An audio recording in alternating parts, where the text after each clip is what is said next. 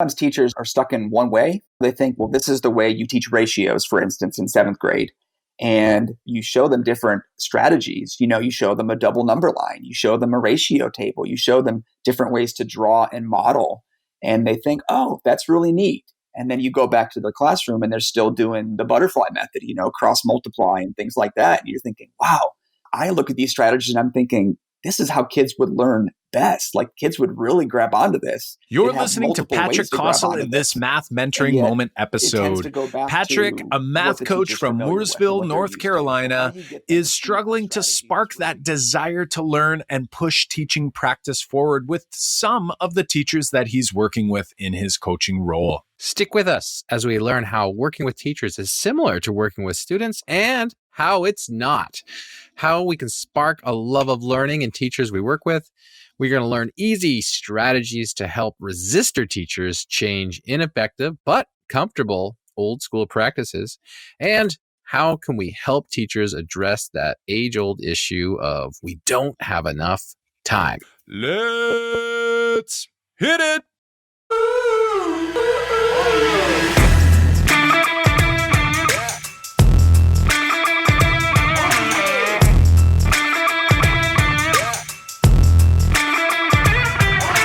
Welcome to the Making Math Moments That Matter podcast. I'm Kyle Pierce from tapintoteenminds.com. And I'm John Orr from mrorr-isageek.com. We are two math teachers who together, with you, the community of educators worldwide who want to build and deliver math lessons that spark engagement, fuel learning, and ignite teacher action.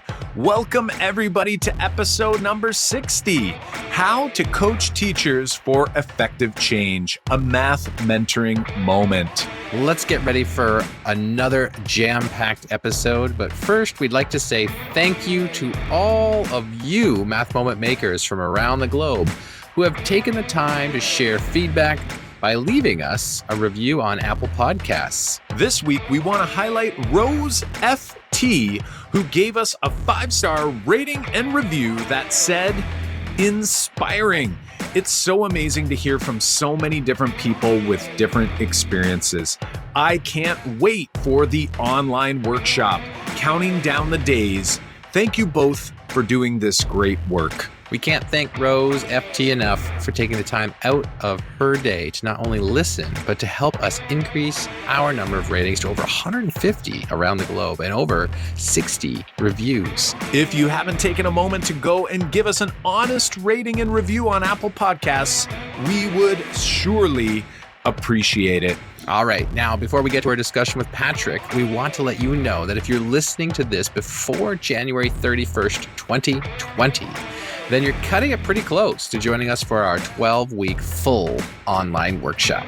That's right. Our online workshop is designed to walk you through step-by-step to help you teach through real-world problems and create those resilient problem solvers that you're after. If you're interested in learning more about registering, be sure to check out makemathmoments.com/online workshop.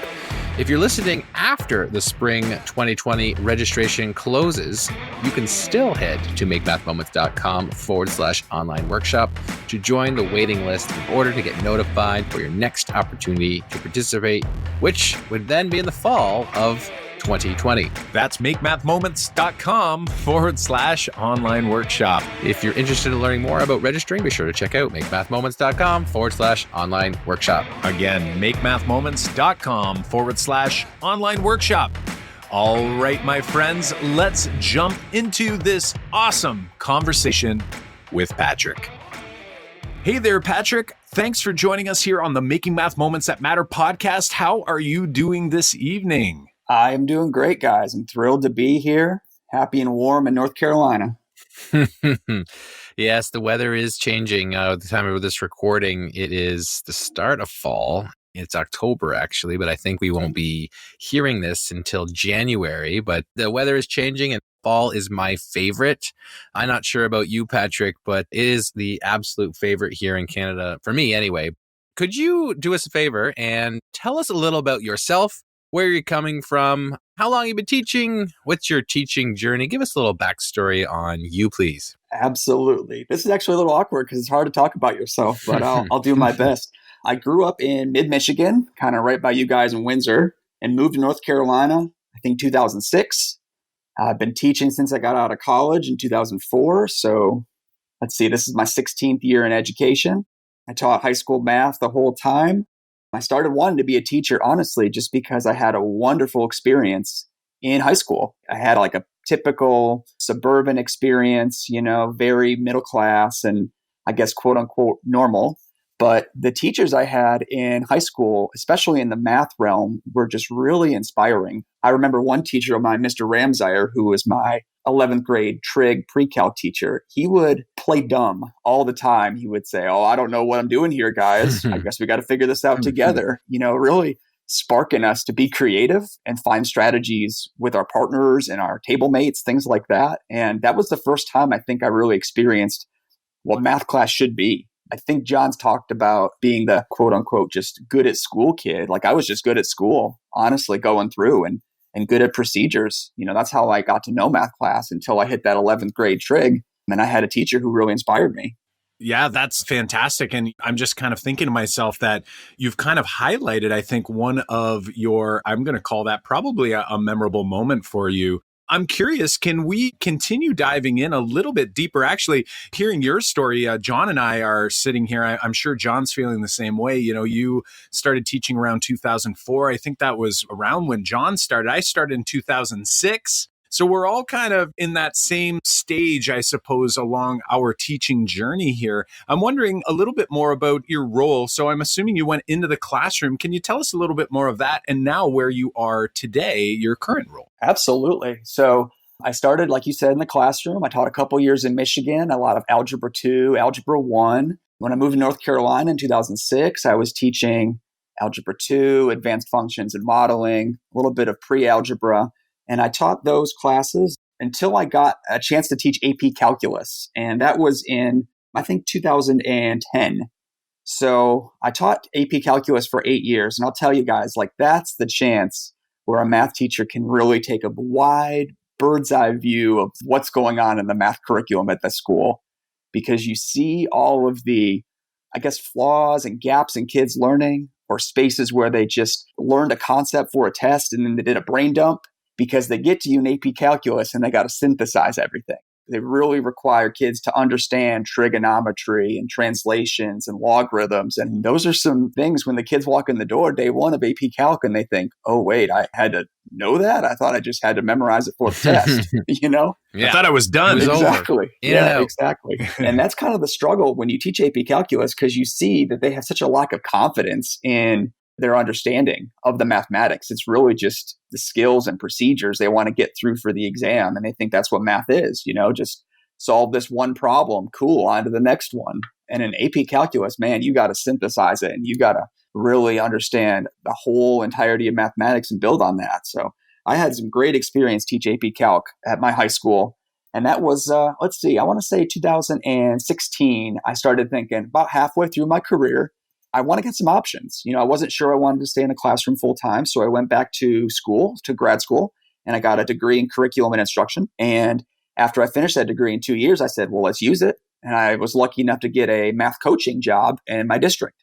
So now I am one of the secondary math coaches, grades 6 through 12 in my district. And I work at high schools and middle schools. I have 3 schools, work with 20 different teachers to support them and to help the kids that they have learn math in the best way possible, support the teachers to try new strategies. And I run some PD. I help them with PLCs. I can co-teach or plan with them. Really, it's about helping the teachers to grow and to learn and to reflect on what they're doing in the classroom to benefit the kids. So that's my current position now. And I'll tell you, every day is a little bit different, a little bit challenging. Working with adults is a lot different than working with kids. That's for sure. Yeah, that's actually super curious to me at that moment. As soon as you said that, I had a question lined up.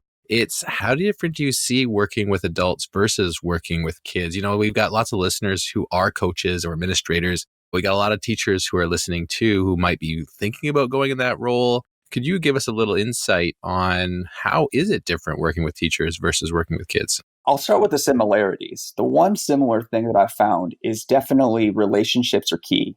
When kids come into your classroom day one, you want to get their name down, know something about them, start forming a relationship so they're more willing to work with you. And the same holds true for adults. The high school and the 2 middle schools that I serve, I didn't know any of the staff members before I joined up as a coach. And honestly, the first 2, 3, 4 months on the job, I was just there to be a shining light and to get to know them, to build that relationship. Because honestly, when someone's in your classroom, people put up a front right away. When I'm going in for an observation and just seeing what teachers are doing, seeing what kids are doing, there's a natural inclination, I think, for teachers to kind of get defensive and protective. The feedback, sometimes receiving feedback can be difficult because you think they're being judged. And I try to always say, this is not a judgment. I'm not an evaluator. I have nothing to do with your observations or evaluations. I'm there to help. I'm there to just offer some expertise, maybe a different way to see things, some different strategies and ways for them to grow and be better. But honestly, all of that is a lot for a teacher if you just walk in off the street as a stranger and start critiquing what they're doing in their room in their eyes, So forming relationships is the number one similarity. The difference, I'll tell you what, kids, when they go to school, they kind of know their job is to learn. And sometimes I think when teachers are in the classroom, they think, well, I've already learned. I'm already done. I've got this down. And sometimes that can be quite frustrating when you think, hey, this is a really cool idea. And either they dismiss it or they say, sure, that's great, but then it never gets implemented. So I think there's more of a gradual learning curve for adults. It takes a while for them to kind of see some different strategies in action and possibly figure out some different class routines and procedures that might promote more of a growth mindset, promote more of a productive struggle. Those kind of things are difficult for teachers to see. I mean, let's face it, we all probably grew up in the area of skill and drill. Besides that one teacher I had that really showed me different, I didn't have teachers that were embracing the things we're embracing today, embracing the work of Joe Bowler and Robert Kaplinski, things like that. So it's quite a shift for teachers and adults these days. I really appreciate you breaking it down in that way, the similarities and differences. It's so funny because as you were talking about the similarities about relationships, I remember it was like I went back to those first few years back in, 2006, as we had said, when I started teaching. And I kind of came into the classroom as if it was like, well, my job is to teach and your job is to learn. And it took me, I'd like to think it would have taken not too long to realize that was a really horrible approach. But I think it took me a lot longer than I would care to admit. And I think when it comes to working with adults, I think we could miss the mark on that even more so, just because it's like, well, we're all adults. Like, this is what we're doing. Like, I'm here to help with supporting you. And that relationship, I think, just as you've articulated, is critical. And without that relationship, without building that trust, we aren't really going to get anywhere, because the difference you highlighted around this idea of us as adults feeling like I've already learned that, I think that's one of those key challenges that we have in the North American education system, is that we have this pressure on ourselves. And I don't know if it's systemic in nature. I don't know if anyone said this to us, but we put this pressure on ourselves as though we went through our post-secondary education, we went through our pre-service, and then it was like, somehow, some way, we believed that we were supposed to have all of this stuff figured out, when we know that's not possible. Like, we haven't actually spent nearly enough time in the classroom with children to try to figure out how this stuff works, but yet we put this pressure on. And I don't know if it's just adults themselves who feel this I already learned, or if it's just this pressure that we have to kind of keep this front as though, like, I've got this under control. I don't need coaching because I am a math teacher. And if I'm a good math teacher, then I came out of my pre-service program with all the answers. I don't know if you see that in some of your experiences in your math coaching role, but I know that's at least what I feel when I'm in my role as a K through 12 consultant and I go and do workshops and get a chance to co-teach with some teachers. Like, what's your perspective on that? I definitely see that. Teachers, when you offer to co-teach or to model something, a lot of them are like, no, we're okay, we're good, because they almost think that because you offer, there's a deficiency or something, instead of just, hey, we need to practice these strategies if we're going to get really good at them. And you can really only practice them if you try. It's kind of hard sometimes for teachers to take that first step, I think, into trying something new, especially something that's so different and radical. Now, here's the thing. We have some teachers, of course, that went to school for mathematics. And then in North Carolina, we actually have a big math teacher shortage. So we're pulling in teachers from all different types of business fields and all different types of areas. So those are called lateral entry teachers. And so most of the teachers that I support, because I have some schools that have a lot of free reduced lunch, they have a lot of poverty. So those are the schools, unfortunately, that deal with a lot of lateral entry teachers, teachers who did not go to school for education or for mathematics. They're coming in from business or some other field, the science field, the military. And so some of my job is to help them understand what the standards are even asking for, what is intended to be taught in this integrated curriculum that's very different from when they went to school. And they probably have a tendency to fall back on how they were taught, which people taught in the 80s and 90s were probably taught with desks and rows, the sage on the stage at the front of the room, and the teacher's job was to talk, and the student's job was to write math problems down, mimic and do what the teacher said. And that's what the new teachers I'm getting often think math class should be. And so changing that mindset is one of the difficulties, I think, in working with those teachers. But hey, it's a challenge. They're awesome people. That's for sure. The people who are teaching math these days are just amazing. They're great people. We just try to update their skills a little bit into the 21st century. Let's think about what we really need our kids to learn when we have these calculators in our pocket at all times. Right. I think I've said this on the podcast before, that what you said is true, that most teachers today, are just teaching the way, a lot of them, not maybe I shouldn't say most, but, a lot of teachers, especially when they start, are teaching the way that they were taught. And it's just natural to do that. And I imagine the day where, if what we're doing here, our talks here, what you're doing in your district, what teachers are doing everywhere, by changing math instruction, to fuel sense making in their students, like what will it look like, in 20 years when the kids who are going through our programs now, they become teachers, or 10 years or 5 years? Like, I'm hoping that will spark change in, maybe it won't even be change for these teachers, like they're coming in 5-6 years from now who have gone through all of math experience with teachers who are teaching in this sparking curiosity, fueling sense making kind of way. And then all of a sudden, you don't have to convince those teachers because that was their math experience. I'm imagining this kind of future that we're doing a lot of hard work now, but I think the ball will keep rolling here. And I think we won't have those kids that are starting teaching by doing it the way they taught. They will be doing it the way they taught. It just will be different math teaching. I'm imagining this world.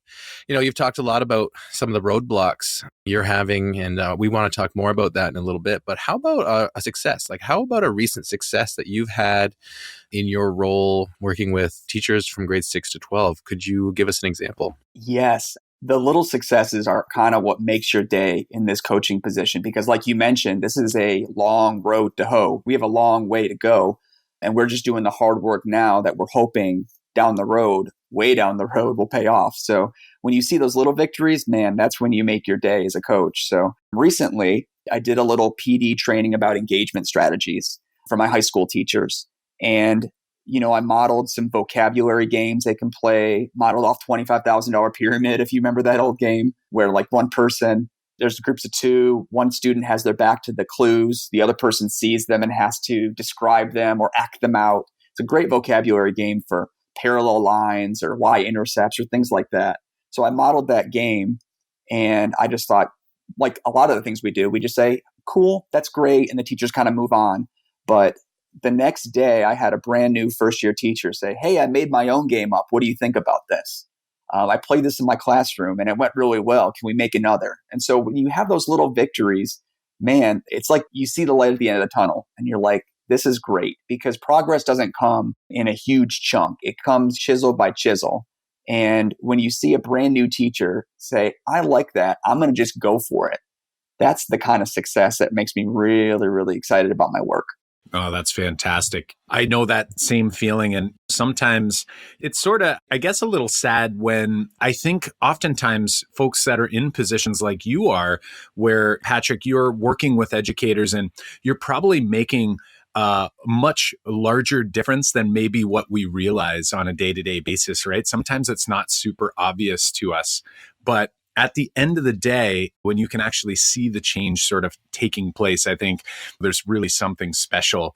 about that. So that's fantastic. And as we dive deeper into this call, we're wondering, if we can kind of turn that attention back to maybe some challenges. Like, I know that in your role, in any education role, we're experiencing challenges all the time, but I can definitely appreciate how challenging it can be when we're trying to help shift beliefs and perspectives of our teachers, our educators that we're working with. So we're wondering, is there anything on your mind lately that we can dig into here and see if, as a 3-person team here, if we can come up with some next steps and some little ways that we can chisel away? Yeah, actually, that's initially why I reached out to you guys. I really was hoping to get some help from you. I want to see what your expertise can help me out with. So I love what you guys were doing with your assessment webinar that you recently aired. And there was one about dealing with challenging students, I think back in January. Those were just wonderful. Those are great. Your curiosity path is awesome.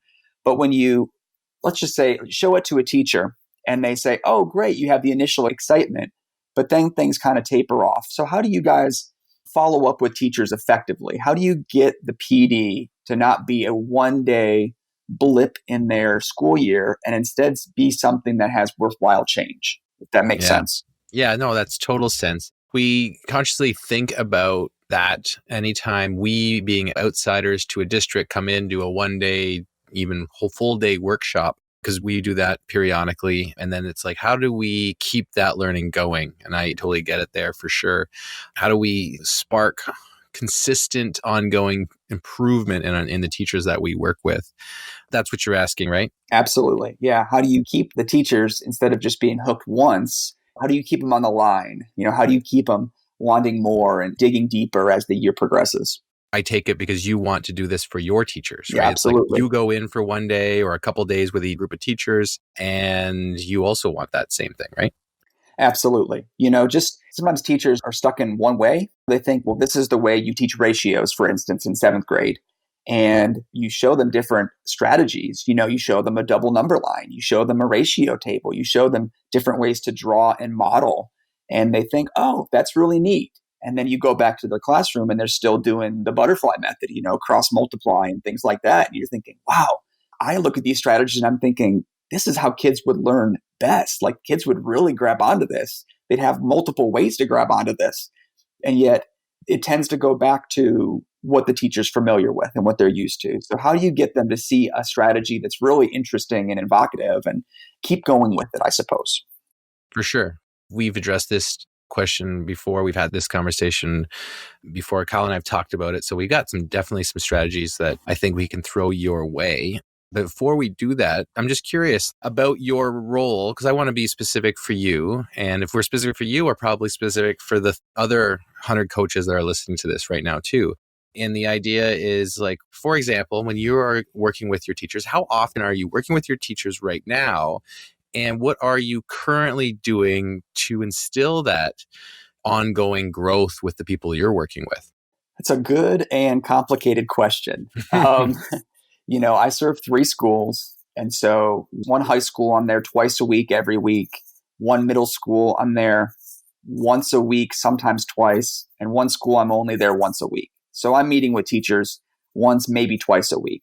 So what usually happens is 1 week I'll hold a PLC meeting with the grade level teachers, let's say everyone teaching 8th grade or everyone at a high school teaching Math 2. And we'll kind of talk about what's coming up in the curriculum, what are some strategies we can look at, what are some things that worked last year, what does the data show about what kids are doing. And then the next week I tend to observe classrooms and I kind of walk through classrooms and see what kids are doing, see if I notice any strategies that could help a teacher out. And so that's another one of my struggles, is that I'm not with the same school, the same group of teachers every day. It really is kind of a weekly drop by. And I think that's where a lot of the good, consistent PD is lost, because they see something and then a week later I might follow up. I'm looking at that and I can definitely relate. I know John, in his day-to-day work, he's in the classroom, whereas I've been out of the classroom for a handful of years here doing similar work across my district. And I get flopped around to different schools trying to get that consistency. Even having like 3 schools sounds like manageable, but as you're mentioning, those gaps between when you see teachers can be challenging, right? To try to get some sort of consistency. And I'm wondering in terms of what might it look like if you're working with a teacher, maybe it's in a PLC, how typically, I know this is going to be a complex scenario for you to explain again, but typically how might the direction, maybe the focus, kind of like your overarching goal when you're working with, say, a teacher, or maybe it's a small PLC group of teachers, like how does that tend to emerge? Is it sort of you come in and you have like an idea to share with them and see if they latch on, or is there some other sort of method or approach that you tend to bring, like when you bring this idea, like let's say the double number line, for example, you notice this butterfly method happening, or cross multiplying, or today I was actually doing a workshop and I started rattling off all the different ways that you could solve a proportion, right? Y thingy is one that I used to use from a good friend and colleague who taught me that one, the magic circle, all these things, but the understanding wasn't there. So I'm just wondering, like, how does that focus or that goal setting process happen when you are working with a teacher and you're hoping to nudge them? Is it one of these things that sort of just kind of happens in the moment, or is this something that you tend to bring a certain idea to the table? I'm just curious about that, just so we have a better understanding of what that might look like or sound like. Yeah, sure. I think what usually happens is, at least this year, because I have my feet under me. Last year was my first year on the job, and I was just kind of figuring out the role and building relationships. But this year, I really want to work for teacher capacity. I want them to have more understanding of the math and see different strategies for how to present it, instead of just the one way, instead of just the procedural. So usually the way I'll start a PLC meeting is I'll pull in a resource that's not from the curriculum they're using. So for example, for middle school, my schools are using the READY curriculum from Curriculum Associates. So I will maybe pull in an activity from illustrative math or the Open Up curriculum or something different that presents it with a different spin, so they aren't urged to use a double number line, or they're implied to use a ratio table, just to show the teachers how that math would look. Because I really think that the best part of PLC is doing the math with other math teachers to show them some different strategies and different perspectives and kind of get their mindset a little bit changed. Get them thinking a little bit more like Joe Bowler and thinking that there are multiple strategies to get to the good mathematics, not just one way. So usually what I'll do is I'll give some kind of a different style of questioning that we do together. We talk about how it may look. And then we kind of look at what are the upcoming standards for the week or the 2 weeks. We'll look at how the data was from the last assessment to see what we need to spiral. And we only really have about an hour usually to meet, maybe an hour 10. So we got to be pretty concise with what we're doing. But I really want to put more of the emphasis here on doing the math together. And when I say doing the math, I mean exploring different strategies for the mathematics and not just have them locked into the curriculum's designated approach, if that makes sense. Does that help? Yeah. So you're saying overall, you're trying to, I think the picture is like you're imagining this kind of holistic teacher that you want to move your teachers to.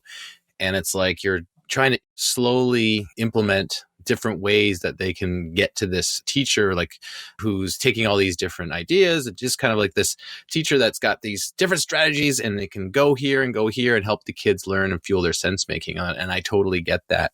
I'm just being very specific and trying to imagine what these interactions look like with you and your teachers. Is so let's say you're meeting with your teacher, you're talking about those strategies, you looked at the standards that are coming up, and then how does that end? Like you've met with them that week.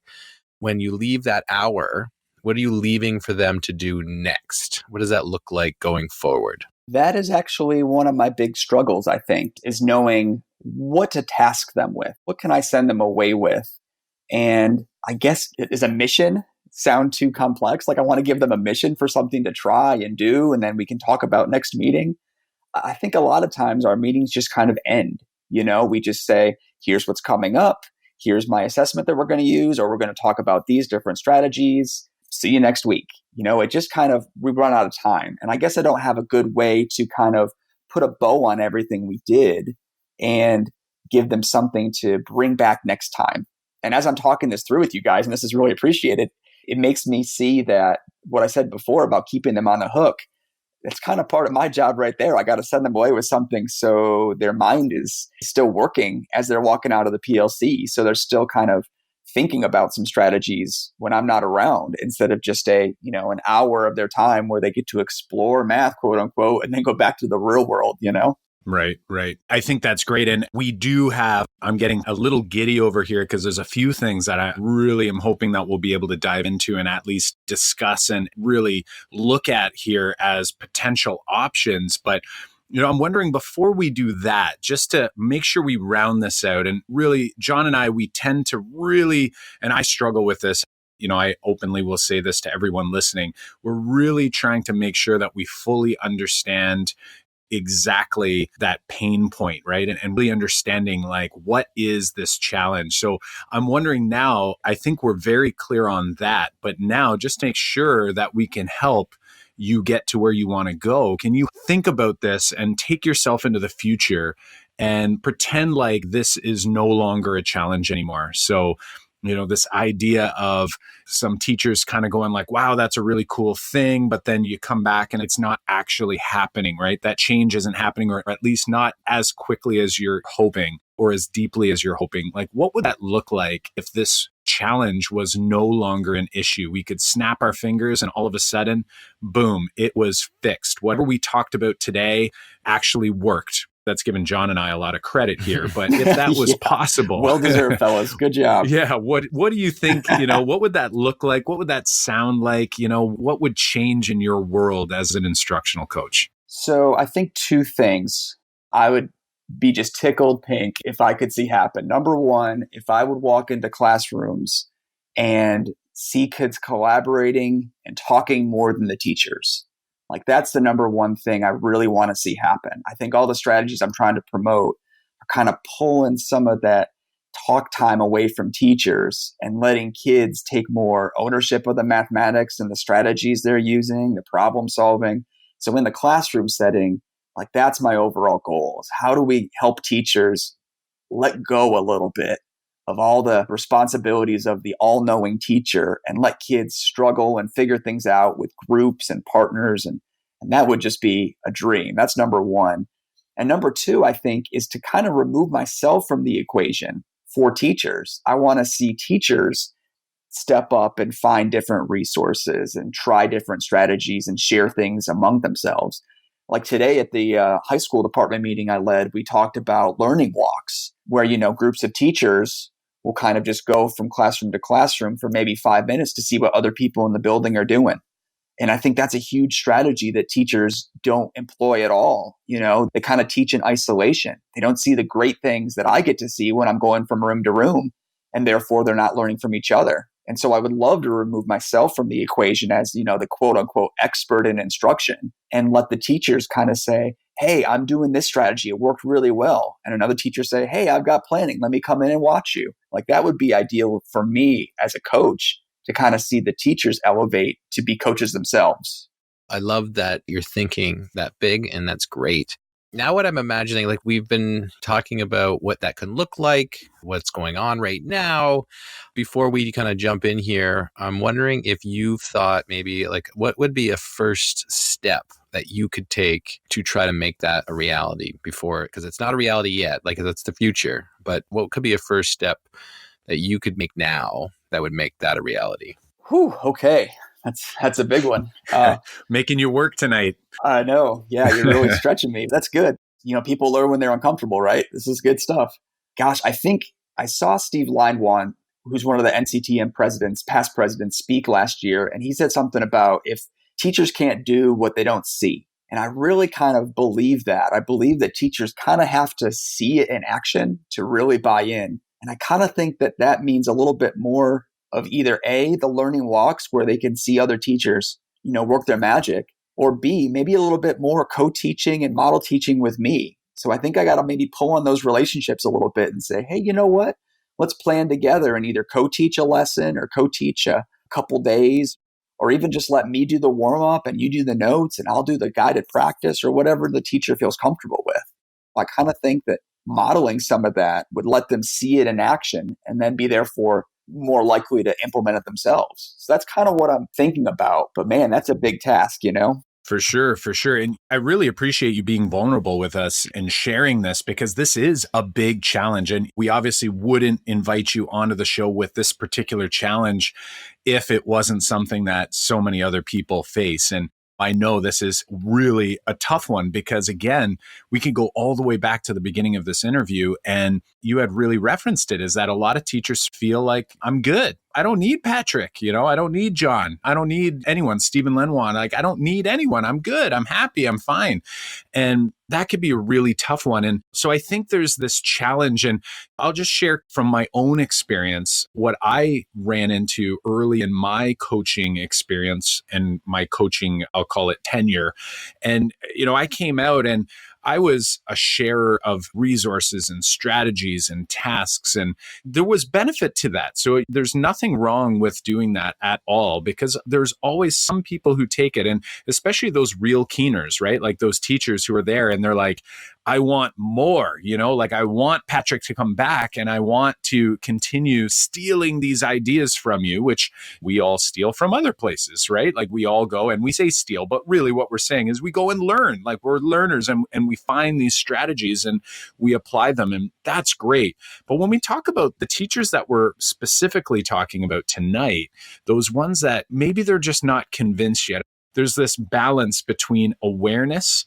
And I feel like, what I did for a number of years was I made teachers aware of these ideas. And I think a lot of teachers in the moment, and you sort of mentioned it, is this idea of like, yeah, that does seem really cool. But then you come back a few days later and they're not applying some of those strategies. So the difference between awareness and implementation, there's a real huge gap there.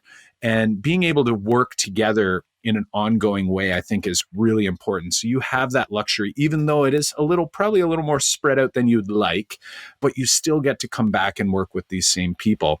I'm wondering, when we come to the table, maybe it might even be worth it to back up and start thinking about what is it that we want for our students. And for those people, as we're recording this right now, our online workshop is in session. And actually, when this goes live, we'll actually be about to start our spring session for our online workshop. And one of the things we ask, and we do this in live PD sessions, and we also do it in the online workshop, is we start right away and we try to get people thinking about, what do you want for your students 5 years from now? Like if you were to bump into them somewhere in town, and this happens to me all the time. I always say it's always tends to be at like the beer store. Here in Canada, we have the beer store. That's where Yes. you bump into a former student, and I like to ask them, like, what do you remember from math class 5 years ago? And really trying to get, what is it that we want for our kids? Because sometimes I wonder if we haven't set that idea, that goal, that vision for what we want our students to leave us with. And I'm talking 5 years from now, but even think by the end of this school year, what is it that we want? Sometimes just setting that goal, that vision, can be a great place to start. And then also to help us start focusing in on specific ideas around, like, what are we, when I'm coming to work? So Patrick, you and I are working together. Patrick's coming to work with me in my classroom. And we sort of set this vision, and Patrick, you being my coach, get an understanding of like what I'm hoping to achieve in my class and what I want my students to achieve. And then it's like we can maybe start to focus in on something a little more specific. And the hard part is there's so many things we want for our kids, but I think sometimes we just have to start going small. And I'm wondering, based on what we're saying there, like, are there any ideas you have, any current thoughts or reflections after you kind of hear this idea of this goal setting? And then maybe we could even dive into that a little bit more and give some ideas and suggestions on what that could look like or sound like when you sit down with a group. No, I think that actually pushes me right where I need to be, I should say. I don't know if you guys are familiar with the work of Jim Knight. I think he's from your neck of the woods up in Canada, but wow, he's like the godfather of coaching. And we read his impact cycle right when we were getting started on this journey with our district. So getting teachers to think about, like, what is their overall goal? What's their coaching cycle look like? And it's going to be personal for every teacher. That makes me think, Kyle, what you were saying, what is their big takeaway? Like, what do they want their kids, their students to have at the end of the year in 5 years? How should they be remembering their classroom? And I'm thinking about how few of my teachers have a mission statement posted or some core beliefs that, like, I don't really know what a lot of my teachers are after ultimately. Do they just want to get better test scores? Are they just hoping to be left alone? What is their goal for their students? Do they want compliance in their classroom and just kind of have it be orderly and quiet? Or do they want to have a little bit of chaos where the kids are exploring and talking and trying new strategies? Sorry, I would just jump in here because I wanted to jump in on what you're saying here about what their goals are. And since we're talking about goals, and especially with your teacher ranges, grades 6 to 12 teachers are probably the hardest, like you've experienced, to set on the path to learn new ideas. And Kyle and I totally agree that they're the hardest to work with. If you had to work with teachers who are teaching grades 2, 3, 4, and 5, they're great. Everyone seems to be like, I want to know more strategies. They're the easiest to work with. It's always the high school, middle school, like maybe more high school teachers that are like, I'm a math guy or a math teacher. I know what to do. But where we've had the most success about these goals is to be very specific about their pain points. Instead of saying, like, what goals do you want your kids to learn? Because that's too good too. But ask the teachers, what is your biggest pain point right now or biggest struggle? And after they say, kids not showing up and kids showing up late, like all those normal things that they're going to say, these are the things that you probably can't help with. But after they get over that, they're most likely to say, or you can bring up, like, they'll all agree that kids are just terrible problem solvers. And so when they agree to that, or they might have something similar that they're saying, is like everything you do from that point on with them, any goals you set, any big ideas you bring out, any resources that you share with them is now in the light to fix that main pain point. So that's been our most successful way to convince teachers who normally won't engage or make any changes in their teaching instruction is you hit them with, like, where is their pain point? Let's fix that pain point. That's our goal. And we want to make that goal, a specific time period. We want to do those SMART kind of goals, specific, measurable, achievable, relevant, time-based. Like everything that you do from here on out is to address that pain point to minimize it. I'm so glad you said that, John, because that's very much like Jim Knight's book. He says, just go ask teachers what's bugging you. What's bugging you? And that's kind of, I think, the pain point you're referring to. Like, what's the number one irk that's on their mind? What's the problem and then you can have some teachers say, well, my kids just won't sit down. They're always disruptive. Okay, well, let's work on classroom management. Let's talk about some strategies. Or my kids are just failing all these tests. I don't know what I'm doing. Okay, well, let's look at how your assessments are written. The kids aren't doing their homework. Well, let's talk about what homework you're giving, how much you're giving, what it's actually assessing. How are you grading it? Are you grading it? So I think you're bringing up a lot of things that I've learned through the coaching process, but kind of get away from you as you go through the day-to-day, if that makes sense. So these pain points you're talking about, wow, this is good stuff. So thank you so much.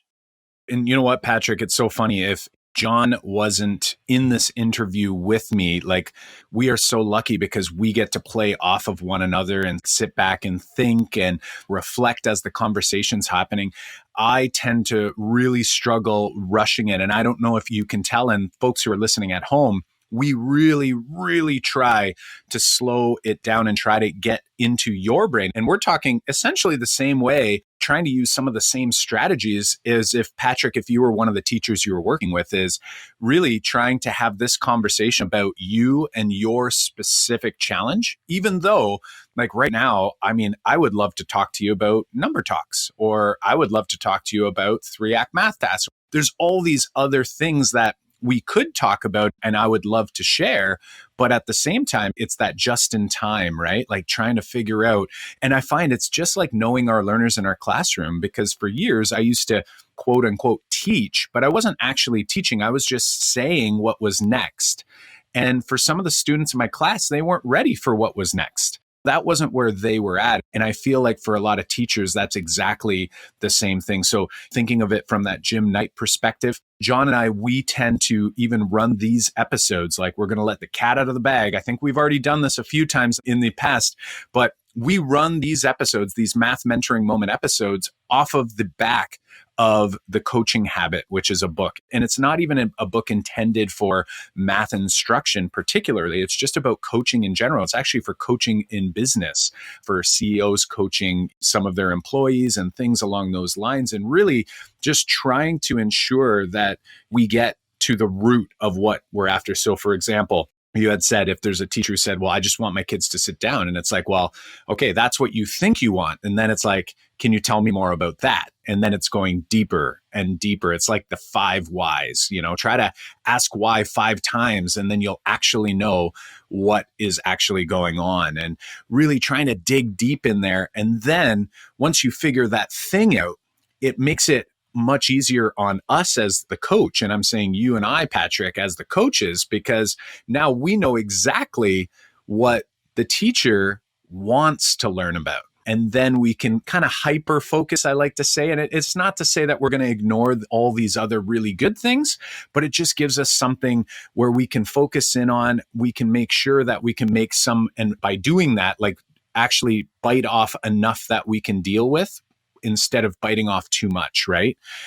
For me, sometimes that starts with things like talking about different mathematical proficiencies. In our district, we try to talk with our administrators about setting their school focus around this goal of mathematical proficiency. There are 5 of them, but we can't fix all 5 in this school year. Like, let's focus in on one. Like, what's the one that we really want to focus in on? And then even more so, a resource that might be worth your time, and maybe you've read it, but even bringing this into some of those planning meetings could be the principles to actions, the 8 effective teaching practices. Those 8 effective teaching practices are great ways to narrow the focus down in order to try to address one of those 5 mathematical proficiencies. And that's something that in our district, we're really starting to move towards.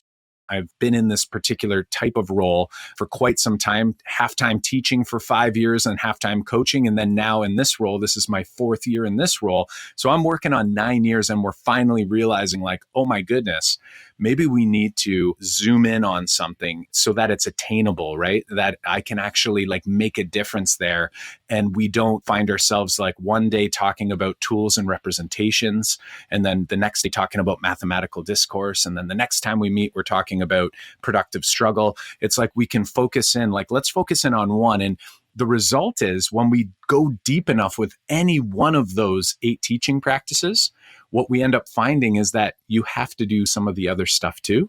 And it sort of is like a gateway to all these other practices. And it's almost like once we get a little bit of that momentum going, you start to see it growing. And then all of a sudden, next thing you know, you're not just hanging out over here in this area, mathematical discourse. Now you're focusing on making connections amongst representations, or eliciting student thinking, or whatever it is that you want to focus in on. You start to pull these other ones in. And eventually it starts to grow. And when they see that they're experiencing success, that, hey, we set a goal, we've achieved this small, I say it's small, there's still big goals, but it's like it's a focused goal. And when you see you're making progress, I feel like that's like that fuel, right? You start throwing more fuel on the fire, and it just kind of keeps things going. After you've lit that, you've sparked it, and now we're fueling them to continue moving along. And for me, I think that's one of those key pieces that's helped me in the recent past couple of years anyway. So I want to turn it back to you and sort of get your thoughts on that. Any clarifying questions, or just your current wonderings based on what we've been sharing in this last little bit here? Well, Kyle, what you were saying speaks to me a lot, because I'm similar to you in that I'm pretty action oriented, I suppose. I think I mentioned that when I found a strategy, I was like, cool, let's try it. And I was just very gung ho and eager. And I feel like I have to pull back from that aspect of my personality with coaching, because like you said, teachers are at different areas in their development, and they need different things, and they can't necessarily be bombarded constantly with something. And I tend to move from one area to another, because if I might see, this teacher has some trouble with management, is too teacher centered, there's no discourse, I might try to like fix a lot of different areas at once, instead of, like you're saying, go deep on one area, especially an area that they chose, they want the specific assistance in. And I think that's definitely an area I can tweak my coaching to be more effective, is to go for the depth and kind of ignore the rest until we hit that goal and move on to something else. One question I have for you guys is, I guess a lot of resistance I hear, and I'm sure you hear about this as well, is about the time that the teachers don't have, how fast they got to move through the curriculum, and the pressure that they have for standardized testing. The schools that I'm in are in trouble. They're in danger of state takeover in a couple years, potentially. I don't think that's going to happen, but there's a constant pressure from administration that, hey, got to get those scores up, got to get those scores up. And that's what I hear. And I try to keep that away from the teachers as much as possible because they need to just worry about good teaching. I really fundamentally believe that good teaching will take care of the rest. So how do you guys deal with, I guess, that kind of pressure when you're trying to go for these depth and these little small battles and you're building the teacher holistically when you have these fires to put out at the school level with these test scores? That is definitely a challenge and something I tend to try. And I definitely don't come out and say it as bluntly, but it's one of those scenarios where it's sort of like, well, how's our current approach working? And when we think about that, we feel this pressure, and I know it. I get it. My wife's a teacher as well. Here in Ontario, we have 3 standardized test years, 3, 6, and 9. She's a grade 3 teacher, and you wear that weight on your shoulder as an educator. And I think we wear it every year, but in those particular years here in Ontario, you get this added weight or pressure. But at the end of the day, again, I think it's like with that goal setting. And if we really can build that trust in the relationships, as you had referenced right at the beginning of the podcast, and really getting to this place where we can have open and honest and vulnerable conversations. One of those pieces that I like to really talk about is just this idea that if the way we've always done things doesn't seem to be getting it done, then we have to try. We have to try making a change. And the one other piece too that I always tell my educators I work with now, I never used to do this, but now I say, I do not want you to do something in your classroom that you do not believe will be helpful. Like if we as a team, we cannot get you to understand the logic as to why this would work, then I have to find another way to help make that apparent. Like, wow, this would be a really good thing if I could do blank, right? And if not, what I tend to see is even if we make a commitment as a PLC group and say, hey, we're all going to do X, Y, or Z, but you notice that someone in the group doesn't understand why we're trying the strategy or just clearly isn't feeling comfortable or able to implement in a way that's going to be meaningful, like maybe they've missed the whole idea behind it, that could really be a challenge. Looking at the time, I fear that we'll go too deep into this conversation. So I'm wondering, for those who are listening about this, and even for yourself, Patrick, we would love to have you back on in a future episode to maybe dive specifically into this piece. But there's also an episode, back on episode 12, we actually focused an entire episode around this idea of covering the curriculum. So that might also be something between now and then that you might want to check out, because we know that that pressure is there and we definitely don't want to downplay that by any means, because this is the reality for teachers. But what we can do is try to help through some of those coaching conversations to help them kind of see, like, if we are in this place where things aren't working so well, then maybe like what better time? I like to say, what better time than now to try something new, right? When you have really high standardized test scores in the 90s or whatever it is, like I can understand why some of those teachers are like, I don't want to change a thing because I've got the magic sauce here, even though it might be something like kids are just memorizing procedurally and they all have after school tutors to help them memorize tricks. We don't really know, but I can imagine how a teacher would struggle to change their teaching practice in that scenario. But when we are really struggling to get those scores to a place where we aren't in we'll call it tricky spot, it sounds like maybe some of the schools or the districts you're working with are, that might be at least a way to start having that conversation. Although again, a big one and probably best for us to dive deeper into a future episode. Yeah, that sounds good. The teachers that are working with the tough students, I think their natural tendency is to say, well, they don't have the skills. So let's go back to procedures and basic fluency instead of ever giving them the conceptual piece. Right? Exactly. By giving them multiple techniques. But ultimately, the teachers I work with, like you said, they want the best for students. They're there because they care and they want to help and they want to educate.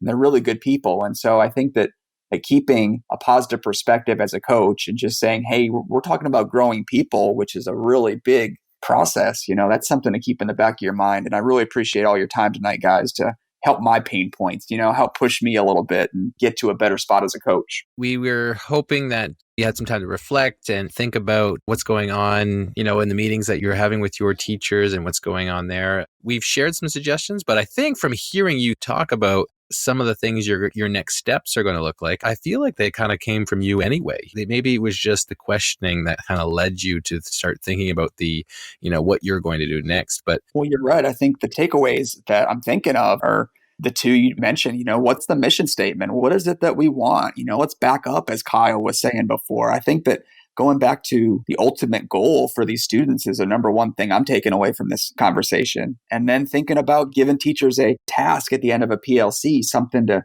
propel them through the week and come back excited for the next meeting. Those are the things that I wrote down in my notes that I'm definitely going to be thinking about over the next couple months. Awesome.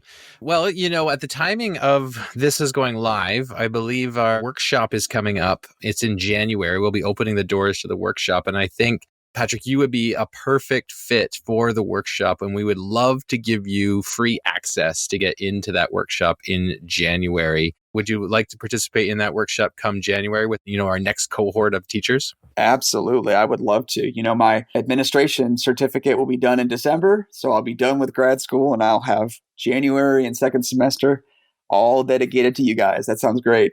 Awesome. So after the episode, we'll give you the details on how to get into that and get access to all of that. So we just want to thank you for joining us here on the podcast. Kyle? Yeah, I just wanted to give Patrick an opportunity. If you're on any social channels, if you have anything that you wanted to share, maybe there's some people listening who, if you are a coach of any type, guaranteed that they're having some similar challenges. So maybe they'd like to connect with you on social media or any other means. If you don't mind sharing anything, any social handles or anything that you want to share with those who are listening if they want to get connected. No, that's great. You can search me on Facebook, Patrick Kosal. And on Twitter, I am at Mr. Kosal, MrKosal. And I'm an infrequent tweeter, but frequent follower of different math education sites. So I love stalking Twitter to find some interesting new education ideas. So I would love to connect with you that way. So yeah, we just want to thank you, Patrick, for joining us. And we hope you enjoy the rest of your evening. Thanks, guys. You've been a big help, and I appreciate it very much. Thanks, Patrick. We'll talk to you soon.